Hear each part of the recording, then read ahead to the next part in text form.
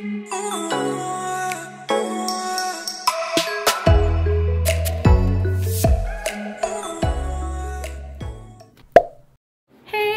morning and welcome to another video. I haven't changed my clothes from yesterday, pero malinis pa naman to kasi di naman ako lumabas eh. Okay, I'll study and work for today. I think I'll go on leave tomorrow kasi hindi pa maayos yung tulog ko and hindi pa rin ako nakakainom ng gamot from the prescription na binigay sa akin nung na-hospital ako. Anyway, let's start today. Let's go down. Pakita ko sa inyo later. Let's eat something muna. Siguro heat ko lang to sa microwave. Ito yung pandesal. Some milk. This one is low fat. Siguro cheese.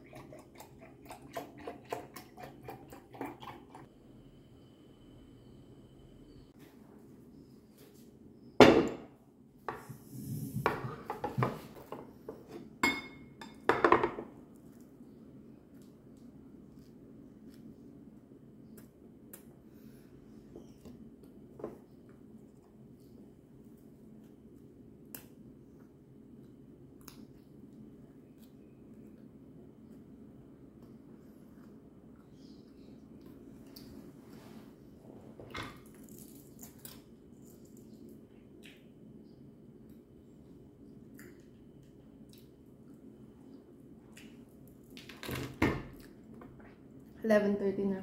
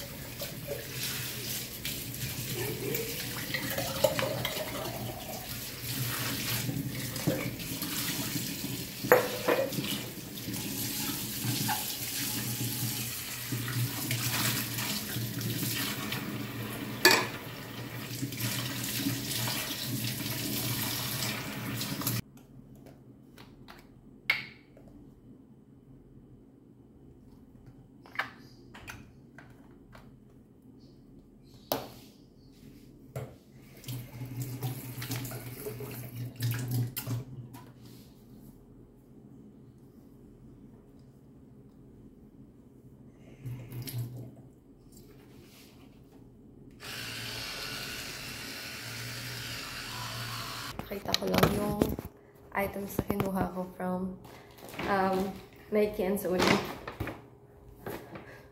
This is not overconsumption. Since you've noticed that I keep on doing mini hauls for you. All of the items that I usually show you, those are the things that I planned out way back pa. So, bumili ako nitong backpack from Nike. I also got yung duffel bag for my boyfriend. Pero ito, binili ko for myself kasi 2017 pa or 2018 yung last ko na backpack. Until now, nagagamit ko pa. Yung last ko na trip sa Batangas, ginamit ko pa yun. Pero kailangan niya na talagang mag-retire. Kasi warak-warak na yung ano niya. Ito, I'm gonna use for school and for travels. This is a cute Nike bag. And I've been looking for one. Nakakita ko sa may Sports Central, sa may Titan, sa may Mega Mall. What I like about this is meron na siyang laptop area. And ano siya, separate yung laptop area. So I can put like my laptop and iPad here.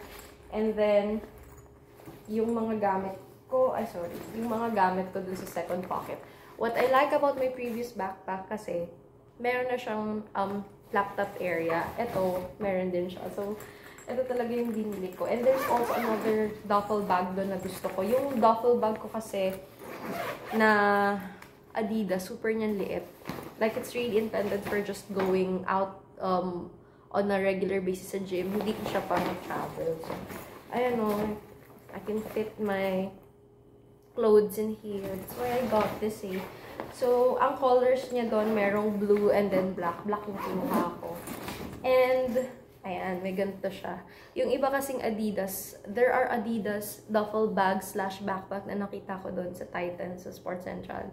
Pero hindi ganito yung ano niya. I'm very particular with the items that I buy.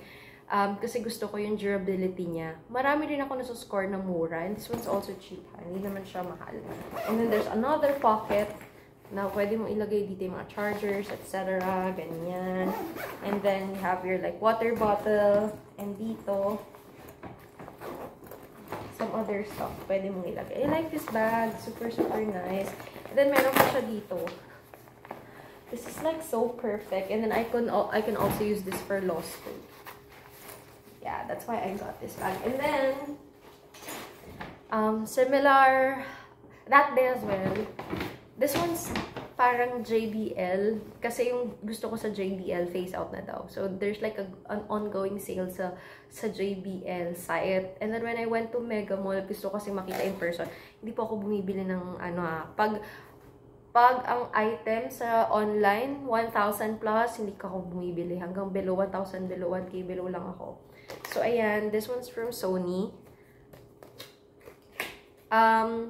Bias wrecker talaga to. Kasi yung gusto ko sa JBL, phase out na nga daw. So, kailangan ko daw bumili online. Pero it's on sale ah. Hindi ko na binili. Tapos, yung meron doon na available stock nila is yung new version. Maganda rin. Nasa 3,800. Pero kasi, ang budget ko lang below 3K. Ito, hindi ko pa siya kasi magamit eh. Kasi wala pa yung mga casing niya eh. Arte, no? I really take good care of my, my stuff. Gusto ko inaalagaan sila. And look at the color. Super nice. Wala tong noise cancelling. Yun lang yung downside. But, ayan siya. Cute. See? Ang cute nito, and I like the color. It comes in white, blue, and black. Ganda rin ng white na nung una ko siyang inano. So, I ordered some items sa Shopee bago, yung mga in-order ko sa Shopee, bago ko siya gamitin. In-order ko na. Ang mali sa akin, dapat in-order ko na in advance yung mga case. Hindi ko tuloy siya magamit. Anyway, ayan siya. I like this so much.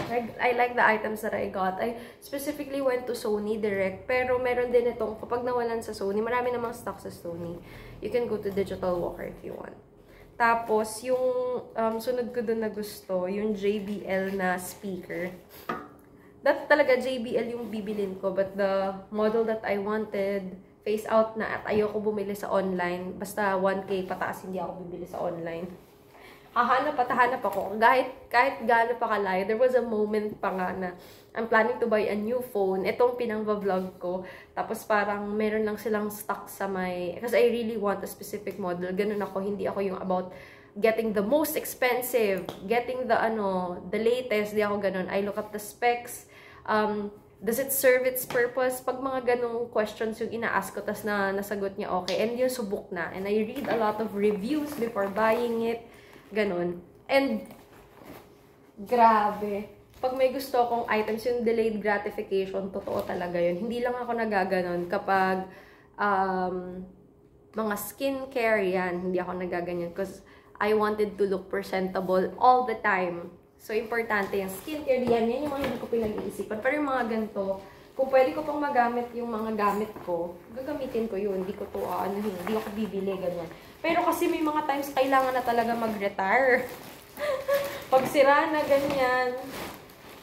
Pero ako, hanggat kaya pa nung item, nung gamit ko, di ko talaga papalitan. Pero, it's been a long time. Gamit ko yung backpack na yun.